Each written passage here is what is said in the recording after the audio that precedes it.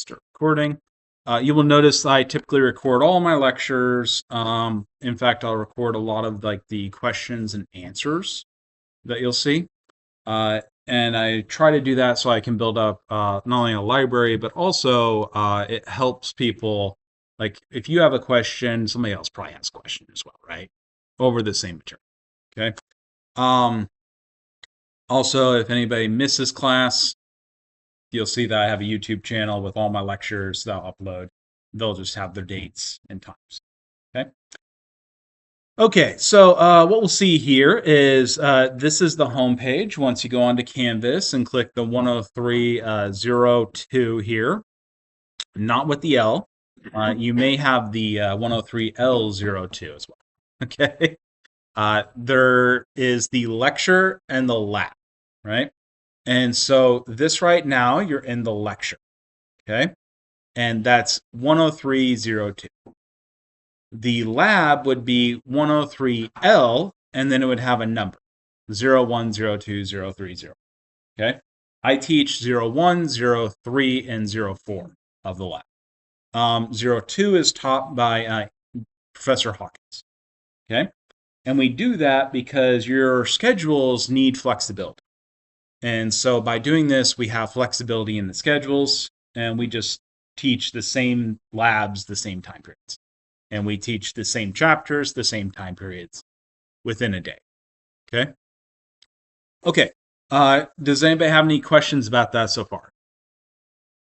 So what you're going to notice is that you will have on your transcripts, on your Canvas, you're going to have a 103, Chemistry 103, and a Chemistry 103L. Okay? The 103 is the lecture that has 3 credit hours. You get completely separate grades, so you can pass this course, fail the lab, pass the lab, fail this course. They're not related grade-wise. Okay? Material-wise, highly integrated, highly related. Okay?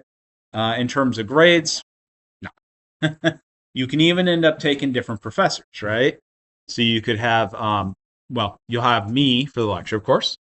And then you could have me likely 3/4 likely, or you could have Hawkins 1/4 likely. Okay? And it will be totally okay. Note that they do have different Canvas course parts. They do have different assignments. They do have different dates that you'll meet. And so please be aware of that and be careful. It is something that catches people, and I've had a lot of people lately. I'm not sure why, but it getting caught out by that. Where like, I did everything in the lecture. How could I be failing the lab? Well, you didn't show up to the lab, right? You don't show up to the lab, you're going to fail the lab, even if you do everything for the lecture. Okay? So you got to be very careful. All right, so this is Chemistry 103. We're the second section. I'm Dr. Clausen or Dr. K. You can call me either one. Professor Clausen, Professor K is also fine. I do have my PhD in chemistry and geosciences. Okay? One of the questions you should always ask every time that you are being taught something or somebody is professing to teach you is that person qualified? Okay? So I'm a PhD in chemistry and geosciences. I got my degree from UMKC, University of Missouri, Kansas City. I got my degree from a very, very good scientist called Professor Durig or Dr. Durig. He had 1,100 publications. I only have 24 publications, which is actually a good number for somebody in my level of career. Okay, that's actually a pretty high number. But I have 24 international journals that are peer-reviewed international journal publications. I have 2 book chapters. I have another 4 proceedings, and I have another 2 that are regional journals, is what they're called. They're journals that only like are in India and or the United States only, or the Northwest United States only. Okay. Most people count those as publications. People that are regularly work on the international stage do not. Okay. I'm what's called a spectroscopist. I do things like let's say that one company goes, you violated our patent by making the same drug as us. Okay. And they go to court. I've done this 4 times where they'd hire a scientific counsel, and that scientific counsel would be an independent lab, and I would look at the two and say, yeah, that's the same thing. No, that's not the same. Okay. That's the sort of thing I do. You see us in Coca-Cola, has like a team of 5 people per factory that are the same sort of thing as me, but usually not as quite as well qualified as me. And their basically job is to make sure nothing poisonous comes in the Coca-Cola bottles. So if they start seeing something else that's not supposed to be in Coca-Cola, they stop the line, test it, see if they have to throw the batch. And it happens. Like, it happens a lot, actually. You'd be surprised. So it's good there are people like that.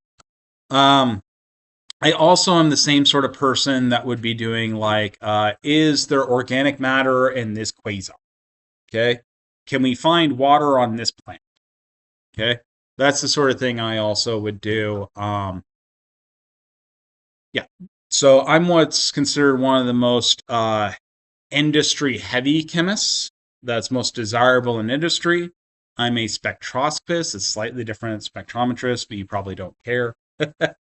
I've taught biochemistry at graduate and undergraduate level at KU Medical School.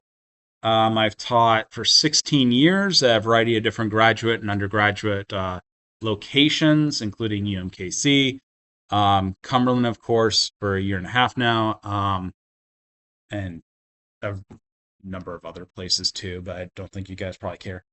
I've been a guest editor at Spectrochem Acta. I can keep going if you guys want, but am I qualified to teach you? No? You want me to keep going?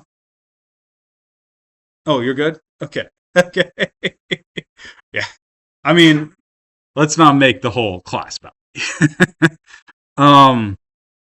So we have Monday through Friday, those are my office hours. You'll notice I'm very busy on Monday and Wednesday. Very few office hours. I have 4 lectures. This is the last of my 4 lectures on Monday. And then I have 5 lectures on Wednesday. Okay? Which this will also be the last. I am sorry if my voice starts going out. I do have tea on the way. It should be delivered tomorrow. Then that will help. Okay? I might have to get honey and stuff as well. This is going to be a bit of a Wednesdays will be a bit of an endurance test for me for my voice. Now, these are my office hours. That right there, that is my office. See that door there? A little space. That's my office. It does not have external access, so you cannot get it from the hallway. You have to come in to this lecture hall or the lab over there. Okay? The only way to get into it. If there is a class in either one of those and the door's open, just go in. Say hi. Everybody's used to it. It's okay. All the professors know. I have to have it. If my door's closed, hey, Dr. K. Okay? Because there's lectures in here and there's often labs in there, they'll close my door on me. Okay? And it's just not worth me fighting, 20, 30 people trying to keep my door open, right? So just, knock. I'll go, hey. If I don't respond to your knock, email or text me or something. Also look around. I might be in like the lab there or lab there because sometimes students come to my office hours and they want help lab stuff, right? They need to make up labs and stuff. So, yeah. Email is the official method of communication. If you call my work number, which will ring in that room right there, it also rings through to my cell phone. Do not call me at 3 o'clock in the morning on Wednesday. Okay? By the way, if I ever tell you something and you're like, that's ridiculous, Dr. Clausen, like anybody would do that. No. The reason I'm telling you is I've had not 1 or 2, but multiple people do this stuff. And I'm like, it's happened so much I need to tell it. Okay? This is like if you call me at 3 o'clock on a Saturday or Sunday, that will be the 7th time somebody's done that. By the way, also, if you see somebody lecturing, a professor lecturing at the front of a hall, do not enter the room and start trying to ask them a question while they're lecturing. Okay? That's not how that works. And twice that has happened to me. So, just for expounding details. Okay, so this is the homepage of your Canvas. You'll see this is the required text. Theoretically, that should already be right here if you click on VitalSource. Okay, mine is showing up. However, I can't hit the reveal code in front of people, and I haven't had a chance to not be in front of people. So, I've been told by my other section that when they hit this reveal code, which is what you need to do to move on to the next part of accessing Pearson, when they do that, they do not get a code. They get a blank spot. Okay? Would somebody try that in here?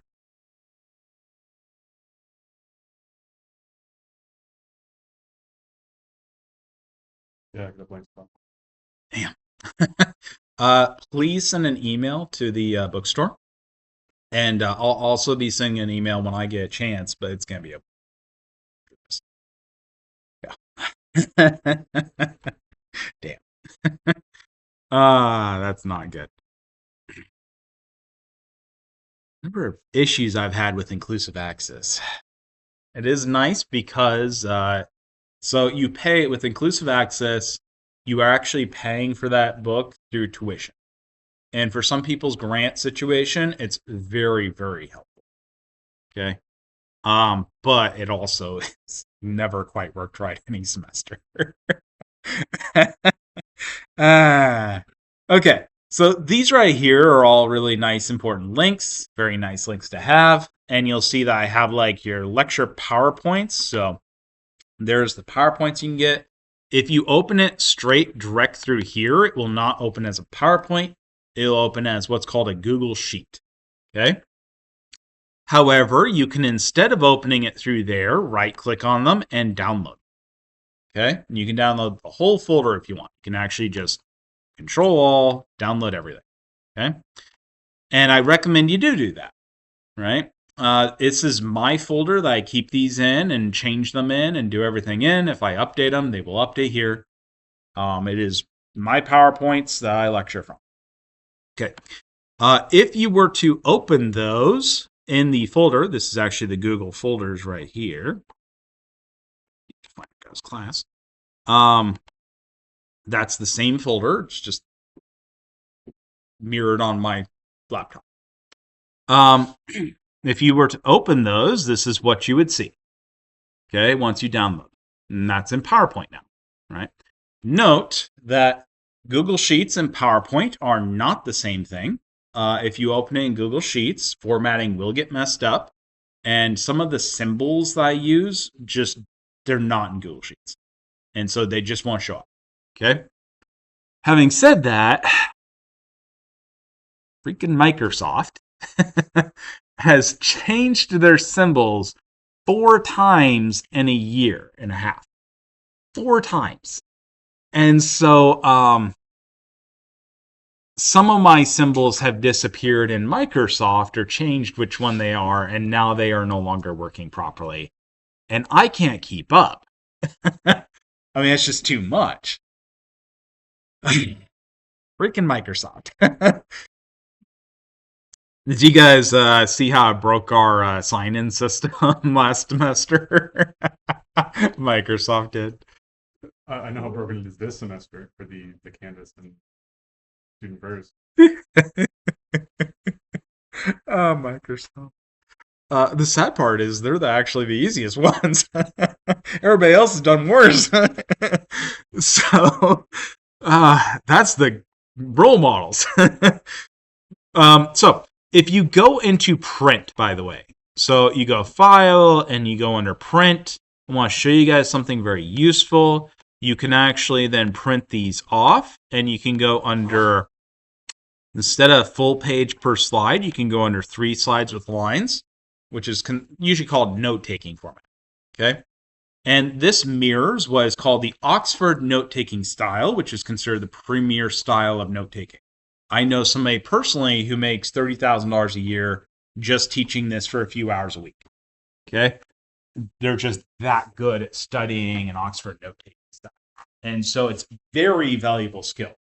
What Oxford note-taking style looks like is you would write the things your professor says, essentially, what most people tend to think is notes, which is the least valuable stuff.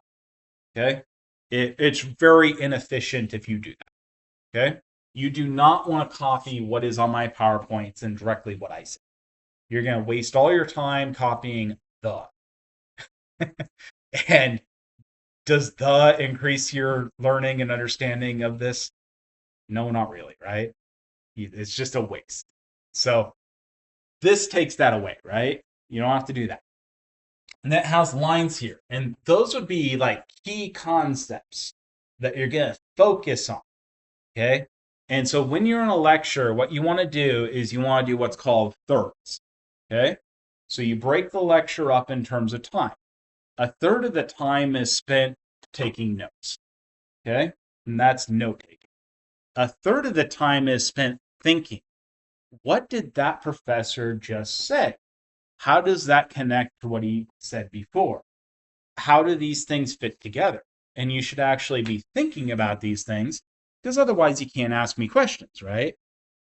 And me doing a video lecture is not worth the thousands of dollars you're spending on this education.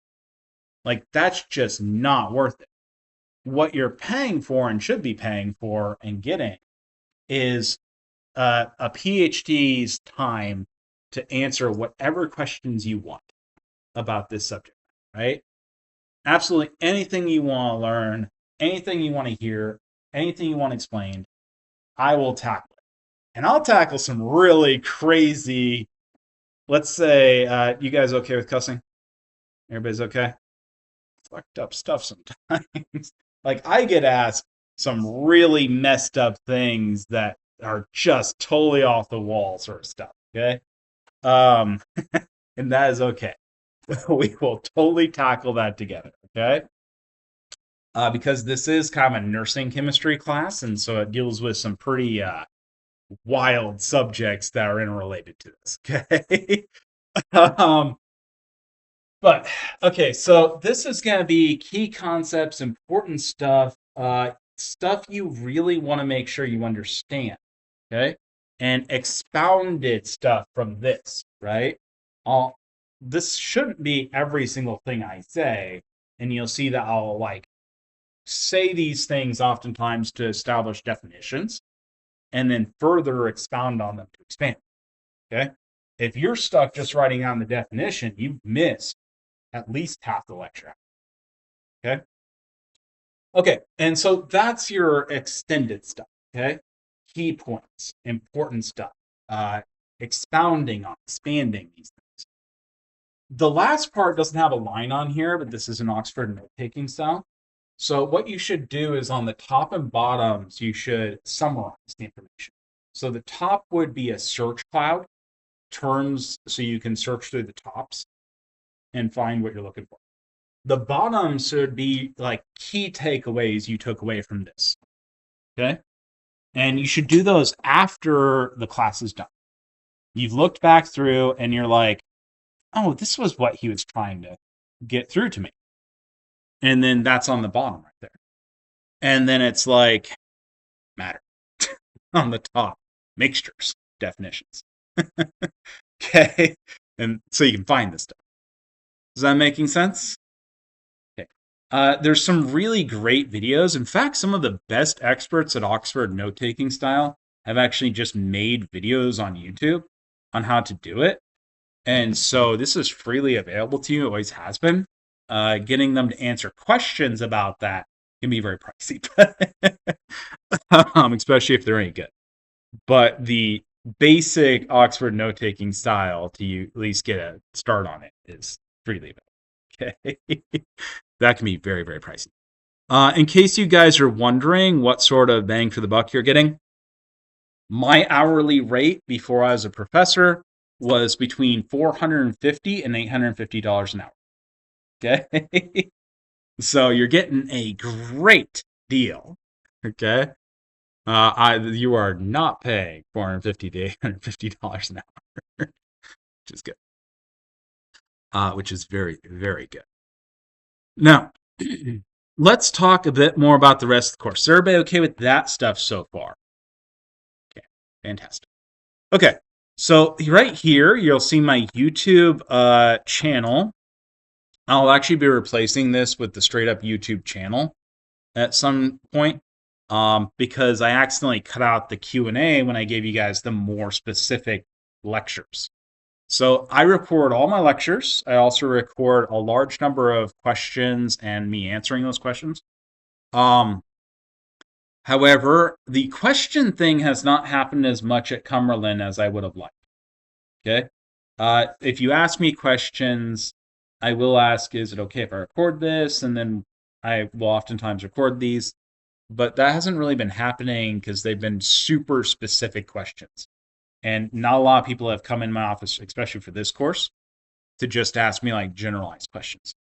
And a lot of that has to do with there's a lot of tutoring services at Cumberland, and they're quite good. Okay, overall at a pretty good level. And so I don't really see a lot of like the general questions because tutoring. A lot of people do it. But this will have videos. I'll upload those. I'm not perfect at uploading them because I don't know why, but it keeps breaking my streaming every time I try to do that. And so, apparently even the people that do YouTube and do this all the time are like, yeah, it's well. So whatever. I don't have a team to do this. So. I like upload once every 2 days, sort of stuff. Okay. If you absolutely need that chapter's lecture and you need it for when we did that chapter, because you're missing that day and you want to get ahead, there is my previous year. Okay. So you can look at all my previous years. I have the same lectures for the previous years. They're about the same time periods. Okay. And so you can look for that and do that. Right here, I have a schedule an appointment, and we have the syllabus. Now, the schedule of the appointment uses Calendly, and what you'll see is like, let's say I need an appointment for tomorrow, and I want to make sure that I'm the focus, okay? And the reason I have this is it actually like was a real issue when I first started here at Cumberland. I probably get 80+% usage of my office hours and like an average of 2 or 3 people at a time in my office hours, sometimes ranging up to 5-6 people. Okay? In that office over there. It gets crazy sometimes. Okay? If you schedule on here, you are the priority during that time. Okay? I'm going to prioritize you over the other people that are there. Okay? If somebody else was scheduled, they're the priority. Okay? And what will happen is I'll prioritize them. Oftentimes, they will have time where they're down. Like they'll ask me a question on homework, and it's like, okay, it's this, try that. Okay, what was your question? And then they'll go, oh, yeah, it worked, or oh, no, it didn't work off close. And then I'll go back. Yeah. And that's how office hours typically work, okay? So if you have something very important, you want to make sure that you get that time. It's your time. That's how you get that, okay? And you will notice that my Monday and Wednesdays only have morning and evening. That's it. After this class, I have a little bit of office hour, 30 minutes. Before the 8 a.m., I have 30 minutes of office. Okay? Other times, I'm just lecture all day. Okay? Tuesdays and Thursdays actually have a pretty decent range of times you can do. Okay? The only reason Tuesday, this day, doesn't have any times is I have to get work done on my team. There. But see, normally they have pretty decent times. Okay. Those are the same office hours that are on the syllabus. It's just you can claim those time slots if you're gone and you need to do it like online. You can also set that up directly through there. Okay. So if you did that, you can actually set up like a Google Meet or a Zoom. Okay. And it'll automatically generate the meeting, everything. It's quite nice. I actually pay for the full thing because it has some features that really make my life easier. It was worth it overall. So the syllabus is going to be the next thing we're really talking about, but I want to show you the other stuff before we start on the syllabus because that's going to take a bit. So this is what I call the dynamic schedule. Okay, there's the syllabus schedule, the dynamic schedule. Dynamic schedule changes actually. So see how it's highlighting today? That will move to tomorrow next time, and it will go through what day it is. Okay. And this is actually my scheduling schedule. So this looks like this on my end. And it is how let's say we have a snow day and I need to move, when we're covering this, exam, snow day, etc. This is where I figure that out. Okay. This is where I'll actually plan everything out. And so looking at the dynamic schedule is like peering into my brain. Okay. You will know when things are changing and I'm changing things before I ever have any chance to publish them, right? Because that right there is how I plan. Okay. If I'm changing something, I have to mess with this and figure it out. Okay. So you see these numbers start changing. I'm going to change some. I'm working out what the heck's going on for the next rest of the semester. Okay. So MLK Monday, and then we start covering chapter 2. We cover chapter 3. Notice we start chapter 4 this day right here, 2/9. And these are pretty set in stone numbers and dates because I've taught this like 3 semesters now, same book. And so I have a pretty good idea what we're going to go to. It changes every semester by just a bit because, everybody learns different parts differently. And we cover a lot of different types of materials. So sometimes some classes stumble over one concept and not. And it just has no reproducibility. Different people. Now, you'll notice then we take exam 1. That's 211. We should be taking that. And that will be over the material of what chapters? 1 to 3. That is exactly correct. And how do I find out what exam 2 covers? Scroll down, right? Exam 2, 4 to 6, right? You will notice that every time before an exam, I always start the next chapter and then I give you guys some time, right? And so what I'm doing is I'm trying to make it so you have a little bit of time to do some studying, catch up on stuff, etc. We'll always start the next chapter and then not cover that chapter on that exam. Okay. Very good. This will always go down and like highlight the day we're on, and then it'll show the past days in a muted color. And so it actually is quite nice. Okay. So pretty. All right. Anybody have any questions at all? One of the things you will notice here is it does have the vacations and everything. This is me trying to help you guys. It is not always 100% correct. It is not the university's official anything. It is literally my scheduling. Okay. And so this right here is the final exam times. And if for whatever reason something happens that's wrong, I will change that. But that's what that looks like. Okay. So that's the date. That's the time right there. Okay. And that's called dynamic schedule. It's on that homepage. Very useful. How is Dr. Clausen? Did Dr. Clausen move the exam? Is Dr. Clausen moving the exam? Where can you check to find that out? Very fast. Right there. So for the final, it's right next to exam 4, which is chapter 10 to 12, and then the final is everything we've covered. We'll talk about that just a second. Yeah, it's not bad a thing. It's a good thing. Okay. You're probably thinking, oh my God, but no, it's actually. Okay, so this right here is the link. I've made it so it's embedded as well so you can see it easily. But I do recommend opening the link, download the link. Okay? Your syllabus is your contract with your professors. So you should always have all your syllabi downloaded and you should have them in a folder somewhere.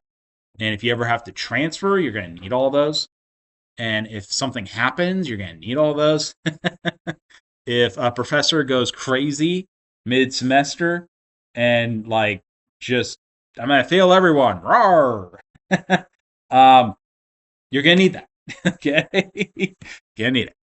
So it is your contract with the professor. Your course catalog is actually your contract with the university. Okay, and that tells you all the requirements you need to fulfill to get your degree. Okay. So you should always keep that as well. It's the one you enter on that always counts unless you've given that up because you've changed major or whatever. Okay? All right. So this right here is the required materials. It is an e-text. It's inclusive access. You should have access to it, but it sounds like we have some stuff to work out. Okay? Something has went wrong. It may just be as simple as the start date was incorrect, and tonight it will open up. One semester it's been that. It's been every semester has been something, and we're all different. You will need a scientific calculator. Something as cheap and easy as a TI 30 something will work. TI 80 somethings will work. TI 83s will work. Starting with the TI 84 is going to be where the question mark comes in. Okay? And that's because those are the ones where you start having the internet show up. Anything that has an internet connection, can connect to the internet in any way whatsoever, is not going to fly on a test, right? And so you really want your calculator you use on your homeworks and everything else to be the same calculator as the one on the test, because you cannot imagine how many people have failed exams because they don't know how to use the calculator they used. Yeah. I had one very smart student, very smart young lady, and she did not bring her calculator, and I swear she must have been like a minus 15% on her exam, grade and a half, just from the calculator. She knew everything really well. She had always done well. Same material later, she did very well. Just different calculator, didn't know how to use it, messed up everywhere, right? Very easy to mess up. Okay. Now, there is some thing I want to talk about in terms of recommended materials. I don't know how much I actually recommend this because I haven't really had a chance to explore it that much myself. Okay. But last semester, I had a number of students that tried this out. It's called Pearson Plus. Okay. It costs $6 a month. Okay. And what it is basically Pearson has made like a supplemental material that has, I don't know if it's AI tutoring or a mixture of AI with actual people tutoring, but has some sort of function like that. It has flashcards, it has like additional problems, and it has videos of problems being solved and explanations for those. Okay. And so the people that used it last semester were good students, actually. Of course, I mean, they bought an extra thing to do better and then used it, right? So, yeah. And they were not like super gifted at chemistry. They were struggling, and it seemed to help, and they highly recommended it.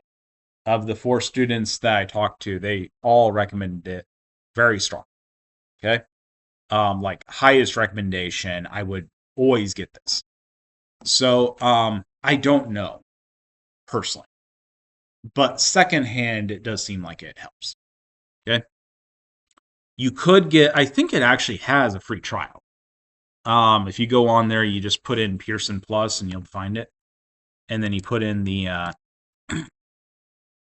code for your book, and whoops, I brought it up like so. Put in your ISBN, your book information. Oh, you brought it up. Anyways, go figure. Yeah, it has a quite a bit of supplemental material, and it seems pretty decent. I get a different view because I have an instructor account, so you'll get a different view than me. But yeah, check it out if you want. Let me know if you do end up trying it out, if it's helpful or not. This summer, I'm hoping I'll get time and I can actually like break it down and see what's going. I might even create like if it's really good, I can create a course module that's more specifically my course and has my syllabus and all that stuff. So that might be worthwhile. But I kind of need feedback. Is it good? Only 4 people is not really enough feedback for me to go, you guys all need to spend $18 this semester. I mean, it's not a huge amount of money, but considering the cost of the course, right? But still, I was broke student. I didn't have $5 for meals for a weekend. So I was down to $1 meal. Yeah. That's plain chicken breast, by the way, with canned veggies for the entire day. Every day. For the entire semester. Okay.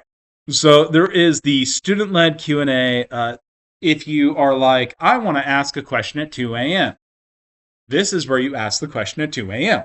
because other students might get on and they might answer. I'm going to be honest. I'm not answering a question at 2 a.m. Okay? Just not happening. I don't care if I'm up or not. I'll do other things. I need some time off, damn it.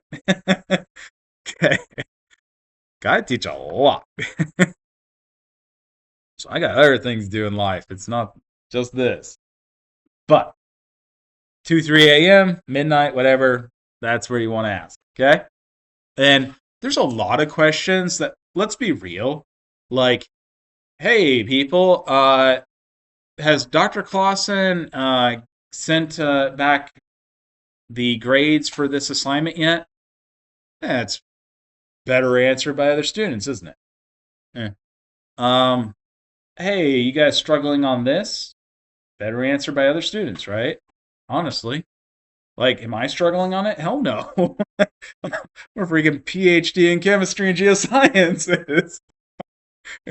And one of the hardest fields in chemistry and geosciences. No, I'm not struggling on anything. But that's not fair or right. I mean, that has nothing to do with it, right? I've been teaching biochemistry for like 15 years. So no, I'm not going to struggle on this class. But that doesn't say anything about you. If you're struggling on it, it's not a problem. Don't be embarrassed. If you knew everything in this course and had no struggle and didn't like struggle and have to actually study to figure things out and actually learn, right? That's called learning. You're wasting a lot of money and time taking this course. You're a student because you don't know the stuff, you shouldn't know the stuff, and you're going to learn the stuff, right? And the idea is we're going to be a team, and what we're fighting is your nascience, right? Your lack of an understanding and knowing of this material, right? Of this stuff. That's what we're doing.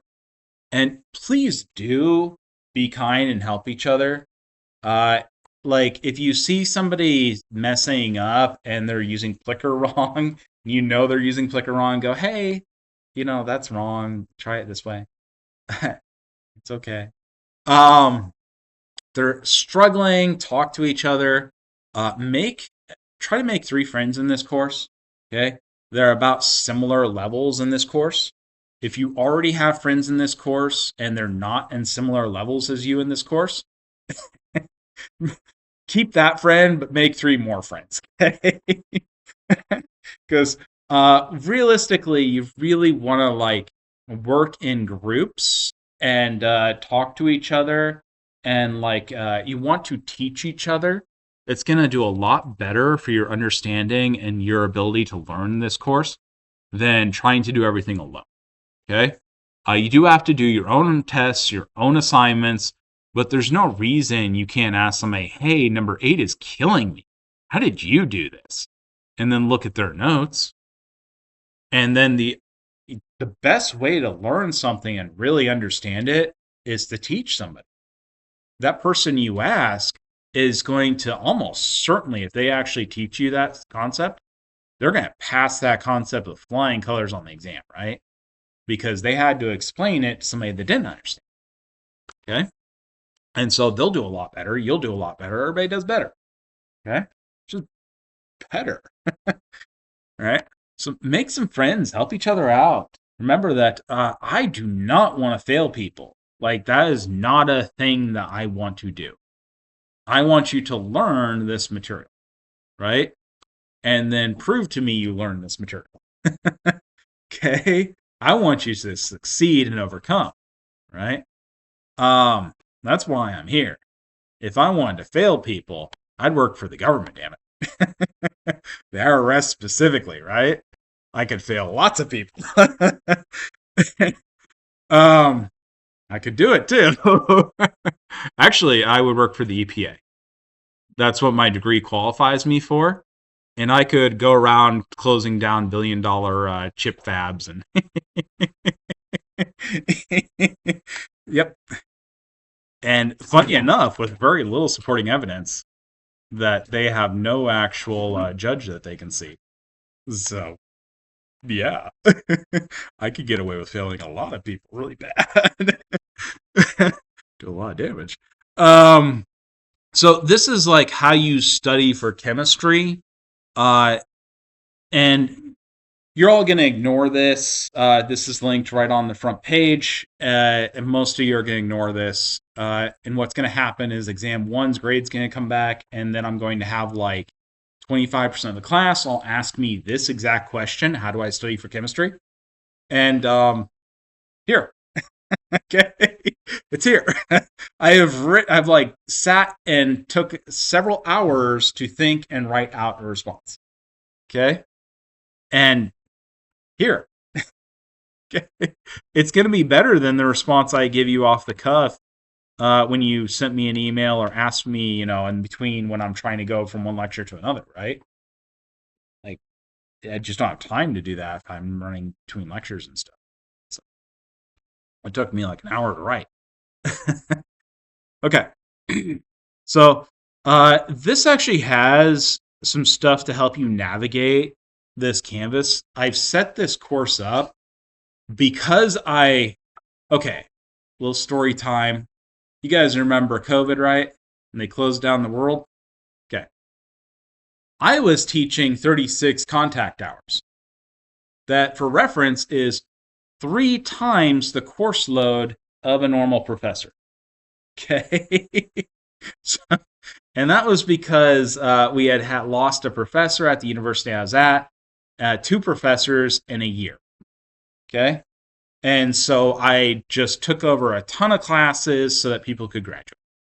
And so they closed down the university and gave me a week and a half to move it all online. Okay? So all my courses from then on are always able to move online today. Today. So I heavily make it so that you can very actively navigate this course online as well. Okay. However, you still need to be here. That is still something you need to do. All right. Now, we have quite a bit more material to cover, and then we'll do lecture after that, by the way. So what you'll see is that you have attendance. You can go and look at your attendance. If you're wondering, how do I get this sidebar open? It's this symbol right here. Opens and closes the sidebar. Okay? That's the course navigation. This goes to the syllabus, which we had just looked at. Remember that syllabus right here? That you can download the syllabus, and it has it actually as an embedded document as well. This right here is announcements. These automatically go to your email, but they also show up right here. Okay? these right here are the modules. This is how I have structured this course, and this is how I meant for you to look at and interact with this course. Okay? We'll talk about that in more detail after we hit the syllabus. The other thing I need to show you is here's the vital source course material. This is where you can open your textbook. And what you should be able to do is hit reveal access code. It should bring up an access code.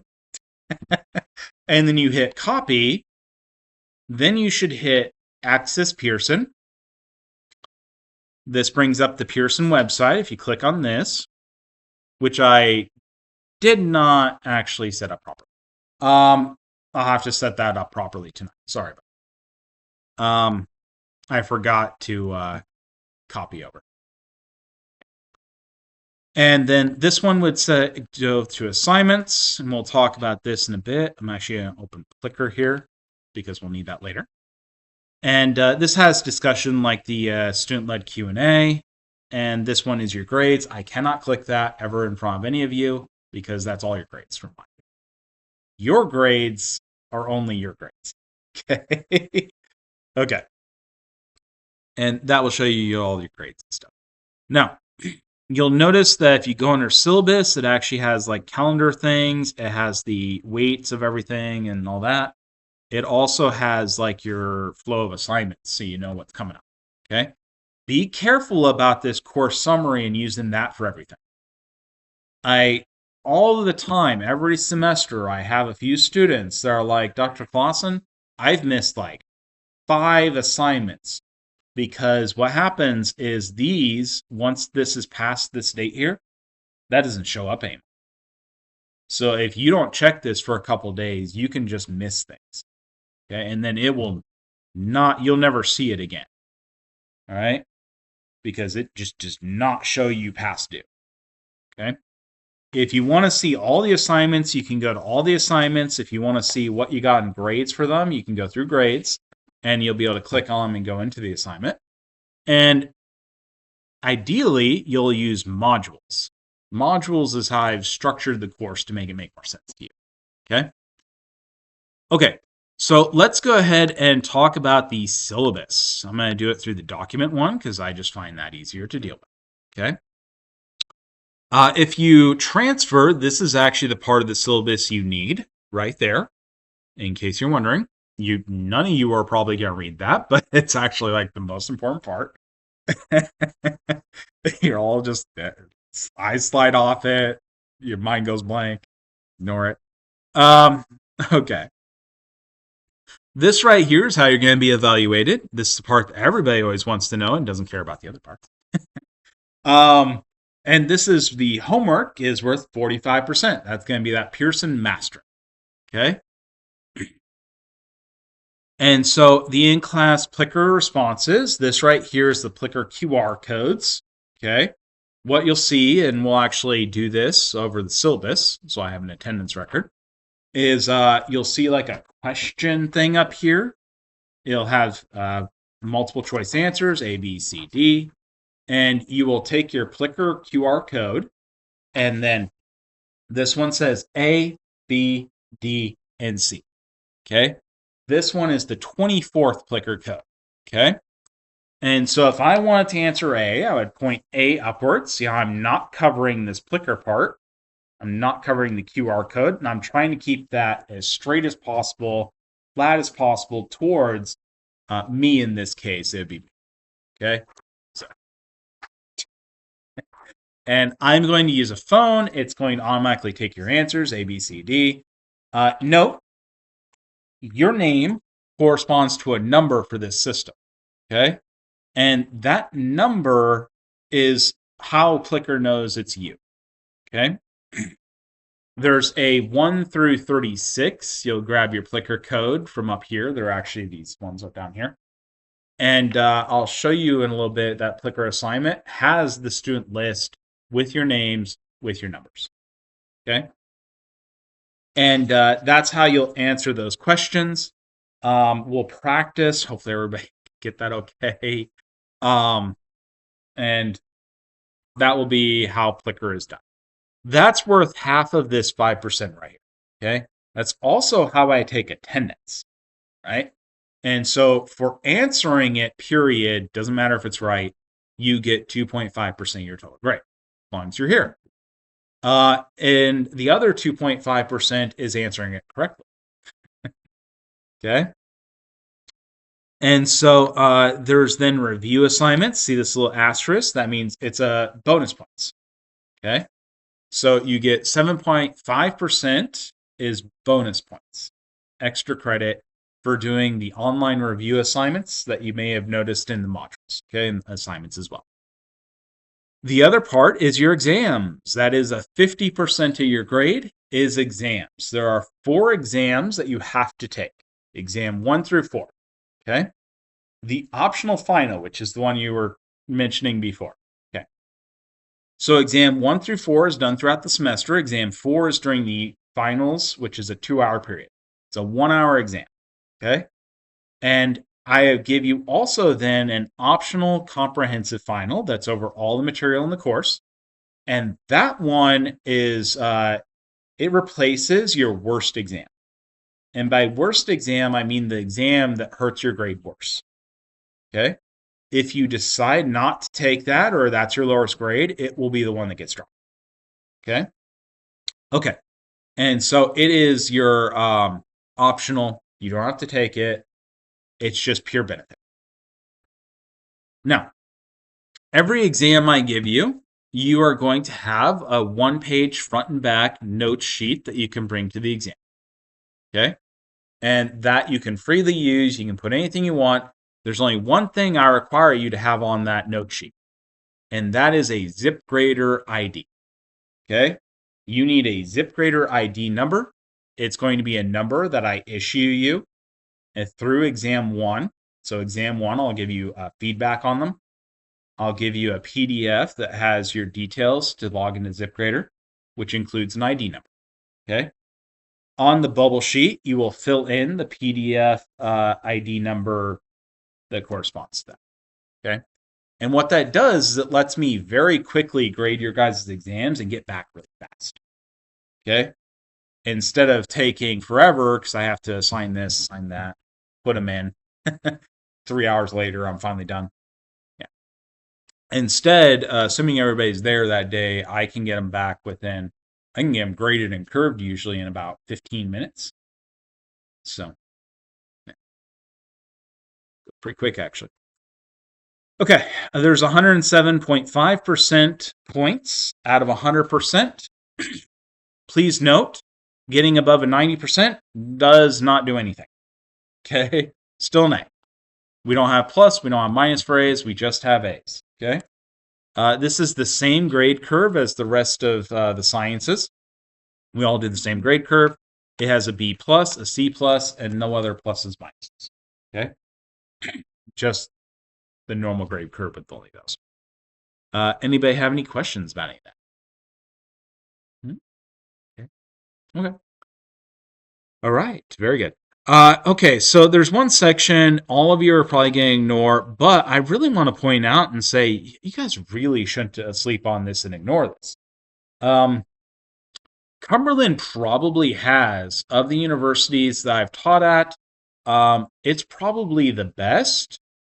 Maybe slightly. I would say it's the best in terms of the amount of support the campus is happily going to give. Okay? We have many people are very, very passionate, maybe a little too passionate, about trying to maximize your health, wellness, and benefit you can get. Okay? And they happily spend extra time all the time helping people out. And so you really should look at these things that you can benefit from this university and actively use them. Like they're really, really, really solid people. They will help you out the best they can, and they really, really care. Okay? Probably the best university I've taught at in terms of the sheer number, at least the ratio. The ratio is the best of people that really care and really can help you out per student they have to deal with. Okay? There's one other university I taught at that probably has better resources, but they have 10 times the students trying to pull from those. So, yeah. This right here is the emergency numbers you might need. Rave app kind of takes care of all that for you, but for whatever reason you don't have this stuff, you really should have it in your phone. It's just good things to have, okay? And even stuff you don't think you'll ever use, I'd kind of recommend you put it in your phone.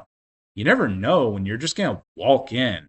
Like, I've walked in on 3 suicide crisis problems in my life. One of them, when I was a student, there was nobody contact when I was a student. And, like, I've never had any problems, but, God, I wish I'd had that number, right? That would have been really helpful. But even if I'm, like, you never know, you might have a problem later. There's many things that can set you off into a crisis. Like, for God's sakes, you could get dosed. Like, just be at a bar and get dosed. You know that the CIA did that for about 15 years. They just randomly dosed students with LSD to put them in crisis. They did that 3 times in the history of the United States of America.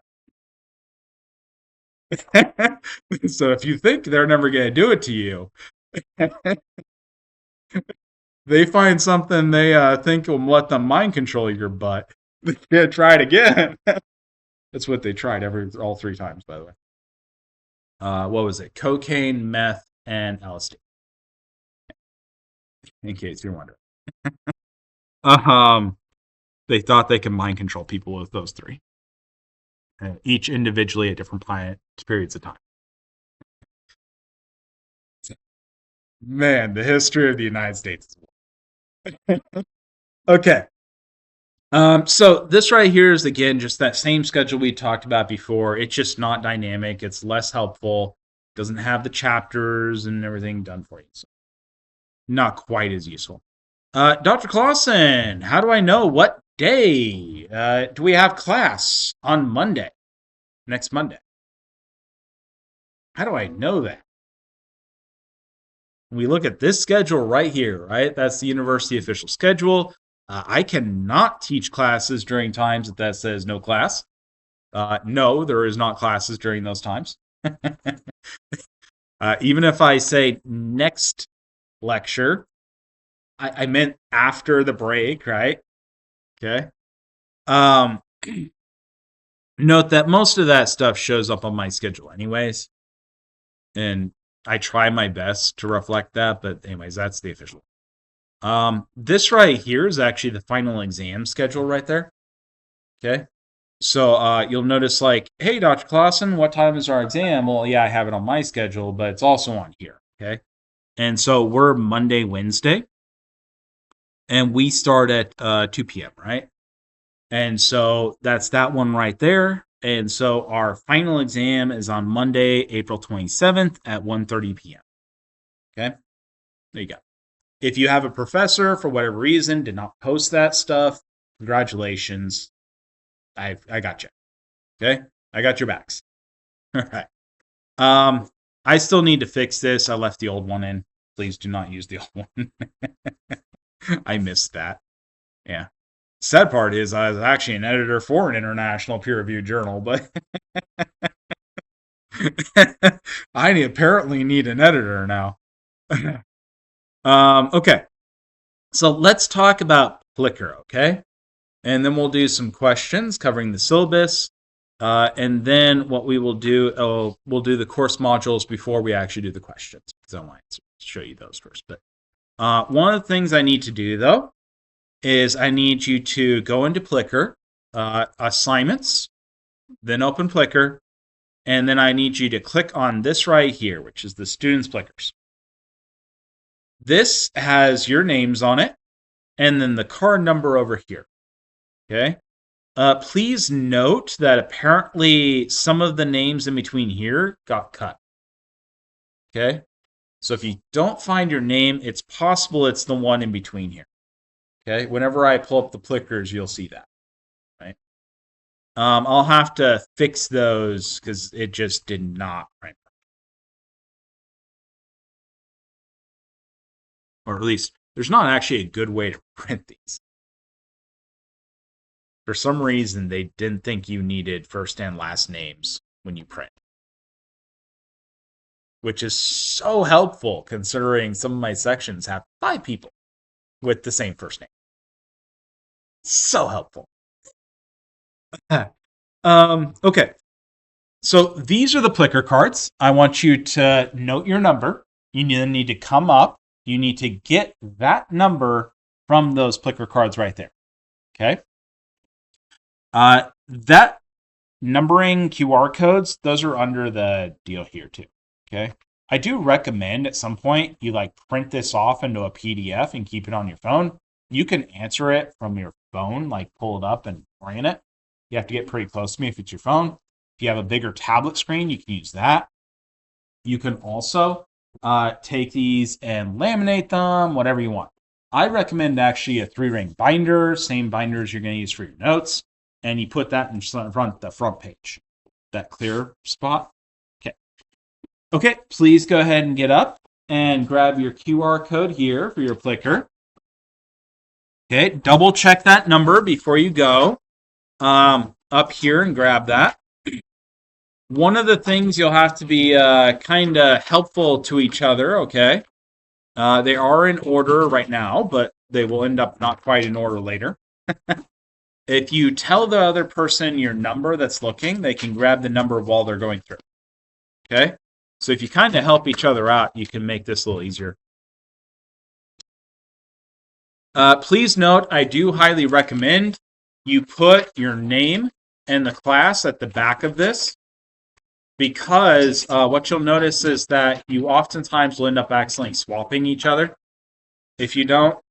And if you have any other classes that use Plickr, you'll get them mixed up. And then you'll be answering as somebody different. Which is not great. Okay, so this is the modules right here. We're doing the first meeting. There's the textbook online homework activation right there. It's not going to work right now because of the same issue we talked about. There's the how to study for chemistry, the Pearson Plus link right there. This is an introduction assignment that shows you like how to use the Mastering Chemistry platform. This right here is a tutoring. This is the library tutoring services. If you open that, there's a QR code you can scan, and you can arrange tutoring. There's also the science tutoring lab. Okay, it's a separate thing, a whole nother source of tutoring. Okay, and that is actually if you come up here to this floor. You know the stairway? You take a right. You go all the way to the end of the hallway, and then you take another right. Okay? So once you do that, you're going to see that there's a room and there's a bunch of people in it. And it's like senior students, older students with younger students. And they're doing tutoring. Okay? They'll be putting up flyers in the hallways sometime within the week or two. It's just so early now that they only have 25 QR code stuff up. And they haven't worked out the schedules quite yet. Because students are tutors and they have to schedule and stuff. This actually has a video QR code, and this is my YouTube channel. Please note I've made this YouTube channel public because people were having a lot of difficulties getting to it and accessing it due to a variety of workplace and school blockages. That does mean anybody on the internet can get on here and put comments on them. I'm not moderating it. I don't have a team. And so I've gotten 50 people that now are following me and subscribe to me over the Christmas break. I have no freaking clue what's going on. But apparently people decided Christmas they need to watch organic chemistry videos. I don't know. Anyways, they've actually been quite active and leaving comments and stuff, and most of them seem very positive from what I've seen. So they actually seem like a pretty decent group of student people. I actually seem like really nice people. yeah. I don't know what to tell you there. If there's any comments, please let me know. If you want to leave comments, feel free. Happy to have you leave comments. I would actually ask you like the QA stuff. If you go through those and look at those, they're not labeled super well for this course right now because they were actually questions from a variety of different courses that I've taught in this with a variety of different books at a variety of different institutions. And so they're over the same subject matters, very similar questions with full workouts. If you happen to look through those and like find one that you watch and use, if you leave a comment of like, hey, this is over this material, it would help people. Yeah. It'd be a nice thing to do. But, not required or anything. This is all your homeworks right here. So this lets you get to your homeworks. When you get to your homeworks, these actually link directly into your book as well. So these are pre-lecture assignments. They're meant to be done with the reading before you go to lecture. Okay? And so you can pop into that once everything's hooked up and working. And then you can like use that to then go to your book. Read the book, answer the question, read the book, answer the question. Yeah. And those will be the pre-lectures. The post-lectures then after we're done with the lectures. Don't do it when we're done with the entire chapter, though. Like you can do when we finish the first third of the chapter, you can do the first third, right? And so sort of knock them out as you go. They'll be a little overwhelming if you do them all at once. Yeah. Not that you couldn't. On average, they take like an hour and a half. Okay. And then these take like maybe a half an hour. Okay. Anybody know why you're a full-time student, by the way? Why it's called full-time student? 12 credit hours. So you're meant to, a full-time student should be putting in about 2.5 hours per credit hour. Okay. And so what that means is for every hour spent in this lecture hall, so you should spend 2 hours outside a lecture between reading, homework, etc. Okay? And so once you total that up, if it's 12 credit hours, right, it's 50 minutes per credit hour, that's 2.5. You end up a little bit over 30 credit hours, 30 hours, of work a week, right? Which is a full-time job. And so you are a full-time job equivalent. Okay? And that's why you get certain levels of financial benefits and scholarships for being full-time. Okay. Now, what you'll see here is we cover the materials, chapter 3, and then we have the review, and then we have the exam, right? And then the exam is paper in person. This is exam 1. This is the one that I'll end up posting your code to. Okay? And what you'll see here is, again, it tells me the chapters that are in it. Not that I particularly need it if I'm looking at modules too. But I'm duplicating. Okay? Just to be sure. Because I get asked that a lot. Okay, a lot. And I want to make it as obvious and helpful for you as possible. Okay. So, what you'll see here is there's a periodic table. I include this with every exam. So you'll have that information with every exam. Okay? It has periodic table. It has some definitions, which constants are which, and some constants. Okay? Very useful material. I would recommend printing that off and having it with your homework and doing homeworks as similarly to exams as possible. Make your life easier when you got exams, right? Okay. And if you do the reviews like you're doing an exam, there'll be a very good, slightly longer, usually 2 hours long, but a very good analogous situation. Okay? Be like doing a double exam if you do it like you're taking. I recommend doing that first. You get 2 attempts on those reviews, and then you can do the next attempt where you just look everything up to get the grade. Okay? So, give it an attempt first, not with AI and everyone else is brain. Okay. This right here is the zip grader. So what you'll see is mine looks nothing like yours. when you pull this up, you'll have like comments from Professor up here if you're on a laptop or computer. If you're not on a laptop and computer, if you're on mobile, it'll be at the very bottom. Okay. And that will end up having a PDF there.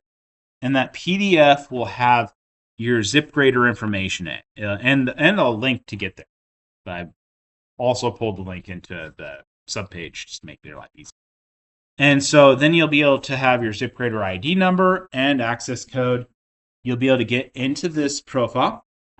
Whenever I grade the exams, once everybody's done with the exam and I have everybody in, what will happen is I will actually have it where I will put they'll always have 3 versions of the exam, A, B, C. Your version of the exam with your answer sheet up here with the key. Okay. And so you can go on here and see exactly what I got wrong, why, which questions there were, the question I got wrong. It's very useful. Okay. So are all of the exams multiple choice? Or Yes. are there Yeah. different types? All multiple choice. Yep. Okay. And so that is that portion. Does everybody have their Plickr codes? Okay. So we're going to start on the Plickr. Because we're getting close to time, aren't we? And I covered everything else in enough detail that it's fine. So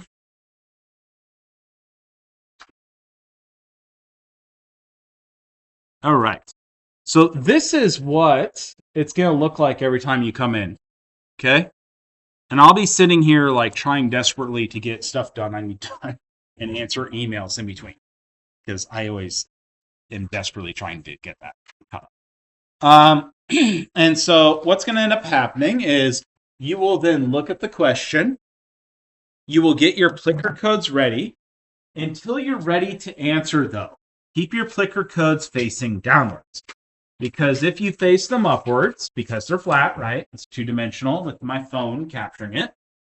They can, in fact, read when they're flat. So, for example, if I were to scan right now, I would probably get answers from all of you guys, right? Not you, because you're covered. And you, of course, and you now. Not anymore, but. And so what's going to happen here is you would then, at the beginning of class, when you sit down, you're going to get your Plickr code, your notes out, all that stuff, right? And you're going to go, what the heck is the answer to this? Talk among yourselves. Go, hey, I'm not sure about this. What do you think the answer is? I think it's this. Oh, no, you're wrong. You're wrong. Right? And you discuss it, because that's how you get the best results from this course, okay? You're spending money, get the best results, right? Okay, so what is my name? Which of these is my name? See how that came up? And now you've answered. Okay? And so when it goes blue, you've answered properly. Please note, if you're covering the Plickr code with your fingers, it will not read. Also, if it's at an angle, it will not read. So we need to practice answering this. Okay.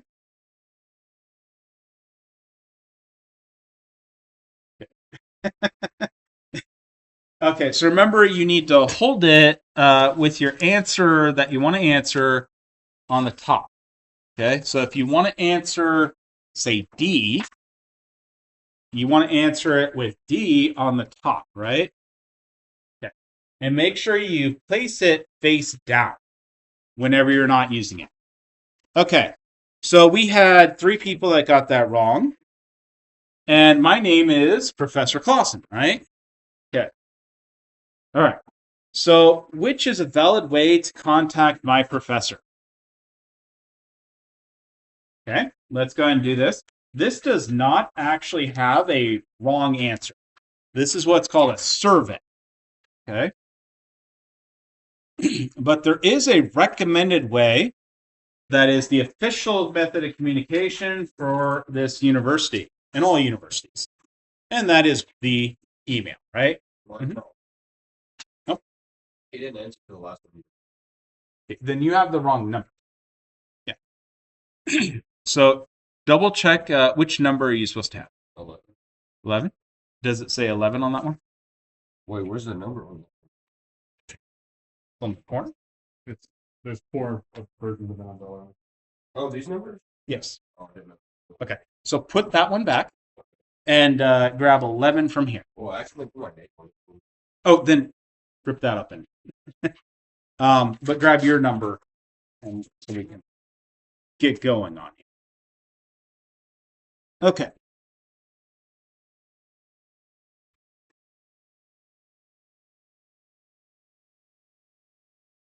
Those are going to be the later ones. The earlier ones probably in the middle, I would imagine. There you go. You want to answer real quick? There you go. Okay. So, the next one, exams are worth what % of my grade? Remember, keep your answers, your QR codes down until you write an answer. Okay, we're almost done. So go ahead and get your answers up. Quick. Okay. Straighten your QR code.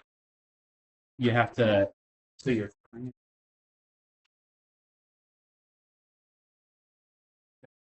Otherwise, I can't. Okay. Okay. Yep. There you go. Yep. Make sure you don't have your fingers on top of the code, otherwise it won't read. Okay. So exams are worth 50% of my grade. There is 8 people that got that one wrong. Is this the lab or the lecture? Be careful on this one because there's 2 ones that say lecture. Okay.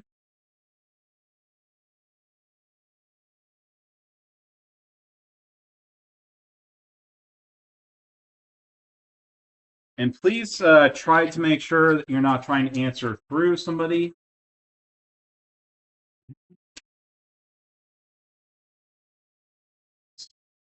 All right. So did everybody see? Those are the people that answered. Okay. So the answer right here is this is the lecture. The lab and lecture are separate. They're 2 different grades. They're 2 different everything. The lab would be Chemistry 103L for the lab. The lecture would be Chemistry 10302 for this one. Okay. I can have different professors for those 2. Some of you might have different professors. Okay. That is it. You can duck away for your practice. You all have a no, you need that code. Yes, you're going to be using that for the rest of the semester, every single class.